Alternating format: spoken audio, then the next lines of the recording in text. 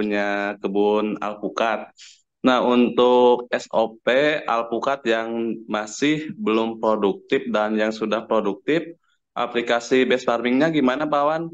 Untuk sementara kemarin saya saranin yang usia baru 2 tahun itu setengah saset BSN-nya gimana? Gak apa-apa, Pak Wan? Ya, biasanya kalau yang berumur masih di bawah 2 tahun masih kita bisa gunakan satu saset untuk 5 pohon. Ya, jadi kan kita lihat responnya saja. Karena Betul. yang namanya overdosis ataupun ideal itu tergantung tanamannya juga.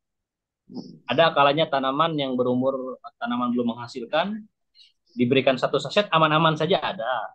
Tapi ada Iya, juga betul. yang responnya daun rontok ada gitu kan. Nah, Iya, maka supaya soalnya lebih aman, Heeh. Soalnya kemarin kan uji coba juga ke pohon durian yang di tanaman kebun Pak Haji Asian. Itu yang baru usia berapa bulan bibitnya sekitar 3 bulan dikasih setengah saset. Ternyata pertumbuhannya luar biasa Pak Wan. bagus ya. Gitu. Dicampur kali itu kan langsung dicampur sama cairan fotosintesa sesuai kayak yang udah produktif gitu. Kayak aplikasinya untuk pohon produktif tapi diuji coba ke masa vegetatif gitu.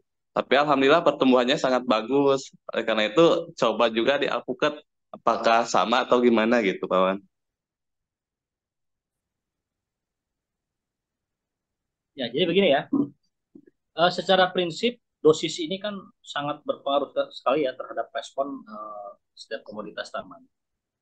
Nah, saya pun menampung juga nih keluhan-keluhan ya. Ada durian yang memang tadinya baru berumur 1 tahun dihajar satu saset, kemudian daunnya rontok. Ada laporan seperti itu. Makanya untuk penggunaan dosis ini, saya ingin aman ini ya. Jadi antara pemendaman yang berupa serbuk dengan yang dilarutkan itu berbeda respon terhadap tanaman. Meskipun namanya jadi fast release. Satu saset dilarutkan dalam 15 liter air yang tadinya bisa menjadi 5 pohon, bisa menjadi 15 pohon karena 1 liter per pangkal pohon. Cuman aplikasinya kan tidak mungkin 3 bulan sekali kan terlalu lama karena ketika sistem perakaran bertemu dengan nutrisi tersebut kan dimakan kemudian habis. Maka pengulangan sebulan sekali. Itu pun boleh silahkan. Nah, cuma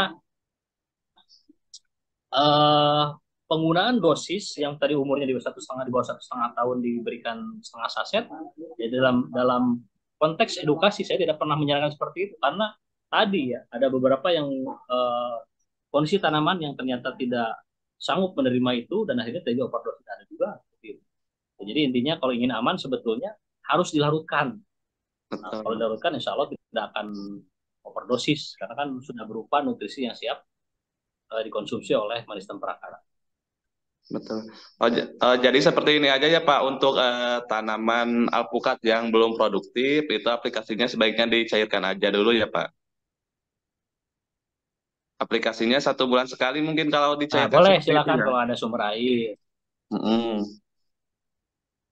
Ya, makanya kan saya rekomendasi untuk tanaman keras ini, yang pertama bisa kita aplikasikan satu saset untuk 5 pohon, 3 sampai 5 pohon. Bolehlah kita buat menjadi 3 dulu lah. Kalau misalkan 2 terlalu resisting. Tapi kan aplikasi ke daunnya, kita rekomendasikan kalau mau menggunakan SOP based farming, berarti ataupun SOP eco farming dengan fotosintesa digabung seperti ke daun itu pun bisa 2 pekan sekali boleh. Jadi dua-duanya kita penuhi dulu kebutuhan vegetatifnya. Setelah vegetatif, kemudian nanti generatif. Nah, generatif ini sebetulnya gini ya, yang namanya tanaman alpukat kalau ingin cepat berbuah itu harus dipangkas. Jadi jangan dibuat tinggi dia. Nah, karena dari cabang sekunder itulah nanti akan mengeluarkan bunga-bunga. Ya. Nah, begitu pula ada beberapa peneliti ya yang menanam alpukat dari biji yang biasanya sudah di atas 5 tahun baru berbuah ini bisa diatur menjadi 2 tahun bisa berbuah. Nah itu tadi dari pemangkasan ternyata. Jadi cabang primer ini supaya tidak terus berkembang secara vegetatif, dia pangkas saja ketika umur 8 atau 1 tahun ya. Pangkas, kemudian nanti akan ke samping, Nah, dari kesamping itulah nanti kita pelihara beberapa cabang yang bagus. Nah, ternyata 2 tahun sudah bisa dibuahkan dari sini. Ada peneliti yang mencoba itu semua. Cuman aplikasi untuk tanaman-tanaman keras, tetap yang masih terjangkau itu aplikasi BSR pada tanah, bisa satu saset untuk 3 sampai 5 pohon, kemudian aplikasi ke daun, eco farming fotosintesa boleh, ataupun BSR dan fotosintesa pun boleh, silahkan di aplikasi ke daun.